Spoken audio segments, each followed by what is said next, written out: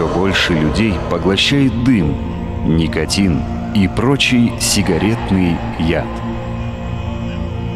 Проникая в человека, он вредит и мучает, вызывая болезни, скорую старость и смерть.